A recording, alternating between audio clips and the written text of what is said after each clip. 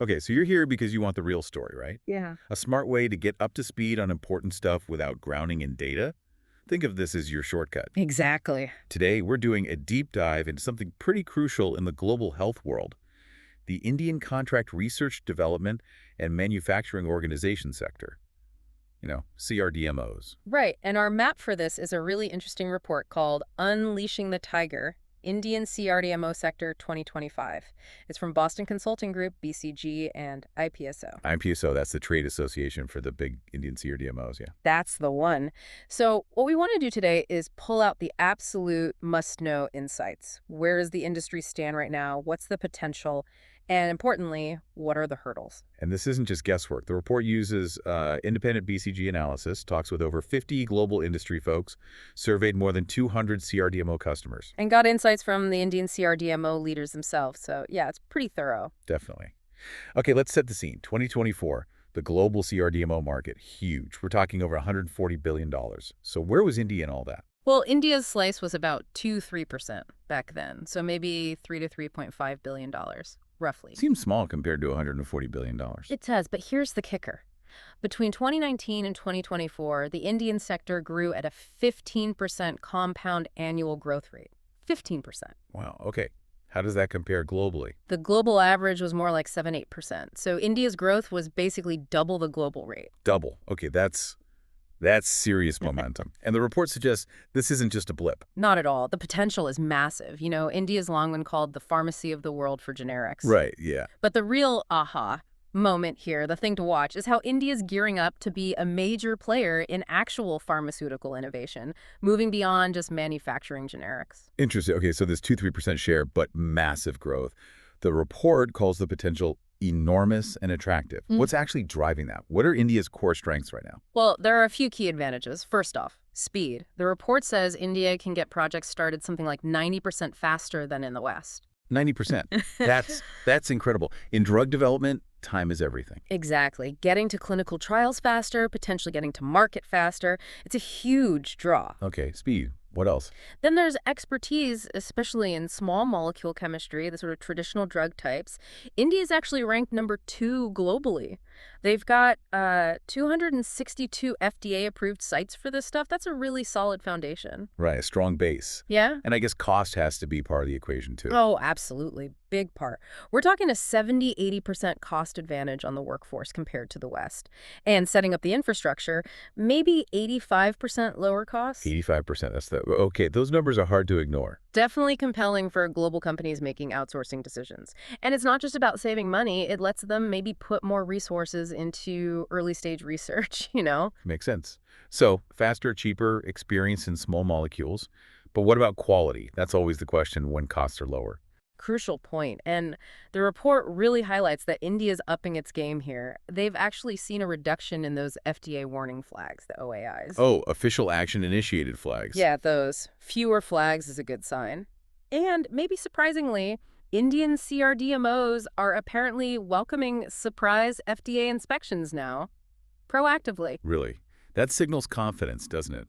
Being open to unannounced checks. It does. It shows a real commitment to meeting high standards, building that trust globally. The report has some quotes from executives, right? Yeah. So amazing. Yeah, some good ones. Like one biotech exec said, India offers this large capacity, shorter TAT turnaround time versus West while maintaining high-quality standards, makes India their preferred place to outsource. Okay, so speed and quality coming together there. And another one from a big pharma company mentioned India's improved IP intellectual property protection, saying it's making them do more early-stage research collaborations there, seeing India as more than just cheap labor, but an innovation partner. That's a significant shift in perception, moving beyond just cost.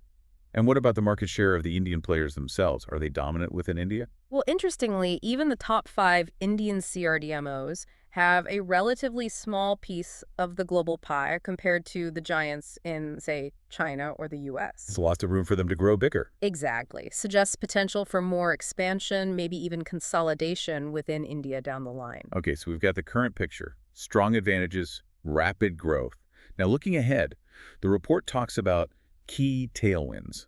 What big forces are expected to push this growth even further. Right. The first big one is this global supply chain reshuffle that's happening. Geopolitics, basically. Western companies are actively trying to rely less on China. The whole China plus one strategy and things like that. Precisely.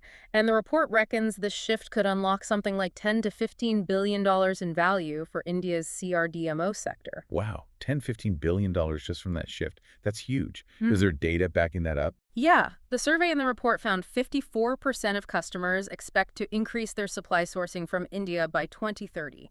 So companies are planning for this. Okay, that's a major tailwind. What's number 2? Second is pricing pressure in the pharma industry itself, pushing more offshoring. Think about the U.S. Inflation Reduction Act, the IRA. Right, impacting drug prices. Exactly. And over 80% of industry leaders surveyed believe the IRA will actually accelerate offshoring as companies look for ways to cut costs to deal with those price controls. So policies in the U.S. are indirectly creating more business for places like India? Seems that way. India's cost advantage makes it a very attractive option in that scenario. Fascinating. Okay, tailwind number 3. This one's about the science itself. The rapid growth of new types of therapies. We're talking peptides, ADCs, antibody-drug conjugate cell, and gene therapies. The really cutting-edge stuff. Yeah, and these areas are growing incredibly fast, like 20% to 50% CAGR. Globally, the revenue from these new modalities is already massive, around $865 billion. And Indian companies are getting into this. They are. Increasingly investing in building capabilities here, it shows they're not just sticking to the old stuff. They're moving towards higher complexity, more innovation. Good strategic move. Okay, and the fourth factor. The fourth is India's own growing innovation ecosystem. The government's putting serious money, over 25,000 crore, into supporting research and innovation locally. Through specific programs. Yeah, the report mentions things like BRAC for biotech startups and PREP for pharma research. This creates more local demand for CRDMO services. Plus, India is climbing up the ranks in the Global Innovation Index. It all creates this positive feedback loop. Got it. So global shifts, cost pressures, new science, and a stronger local scene. It sounds like a very strong case for future growth.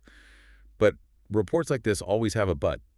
What are the challenges, the big roadblocks India needs to tackle? Absolutely. Potential is one thing, realizing it is another. And yeah, there are significant challenges. The first one is talent. Huge one. Not enough skilled people. It's both quantity and quality. They project needing to grow the CRDMO workforce by 6 or 7 times by 2035. That's massive scaling. 6 or 7 times. Wow. And beyond just the numbers, there are quality gaps, especially for the complex stuff, biologics, those new modalities we mentioned. Plus, the report notes lower productivity and higher staff turnover, higher attrition compared to competitors like China. That's tough. What about the pipeline of new talent coming through? Well, India has a lot of science undergrads, but the report says maybe less than 60% are actually employable in this industry right out of college. Right. Suggests a gap between what universities teach and what the industry needs. So an education mismatch. Seems like it. And there aren't that many top-tier universities really tightly aligned with the CRDMO sector's specific needs. It contrasts with China, which has been much more strategic, attracting international students, engaging their diaspora, offering incentives to keep talent, and really pushing automation, too. Okay, talent is a major hurdle. What's the second challenge? Policies and regulations. The report points out there aren't many government policies designed specifically for CRDMOs, as opposed to just the general pharma industry. And that causes problems. It can lead to delays. For example, getting regulatory approval to even start an R&D project can take 3 to 10 months longer in India compared to the West. Ouch. In this industry, that kind of delay could kill a project's competitiveness. It really can. The report contrasts this with faster processes elsewhere, like China's default approval system for starting clinical trials, the IND process. India also apparently faces delays in getting permits for building new facilities, capex expansions, and navigating export-import logistics. Any examples of countries doing this better?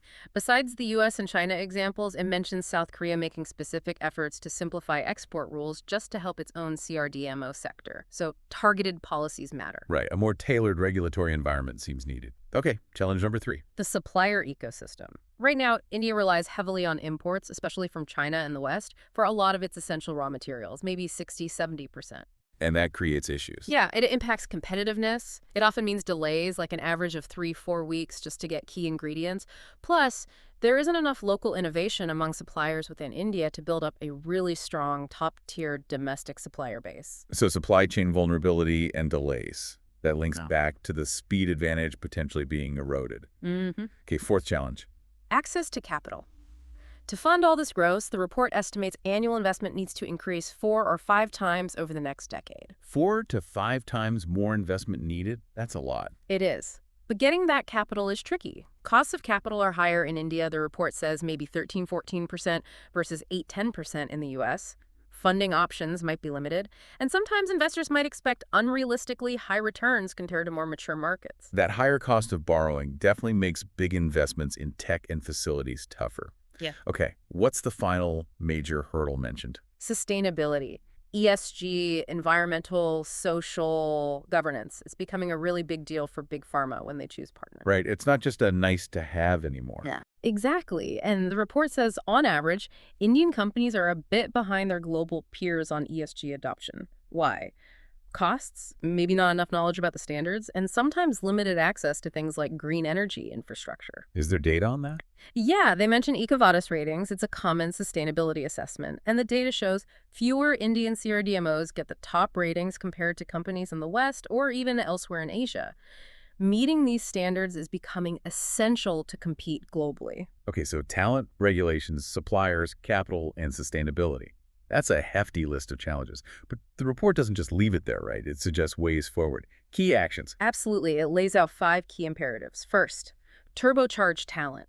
This means pulling in global talent, building up the local talent pool with better training and upskilling, and using automation and even Gen AI to create a more productive bionic workforce. Bionic workforce, I like that. Sounds very future-focused. Second imperative. Simplify ease of operations. Basically, tailor policies for CRDMOs, not just pharma, streamline the permits for building new capacity, and smooth out those logistics bottlenecks we talked about. Make it easier to do business. Makes sense. Cut the red tape. What's number 3? Build an end-to-end supplier ecosystem. Actively attract those big global tier 1 suppliers to set up shop in India.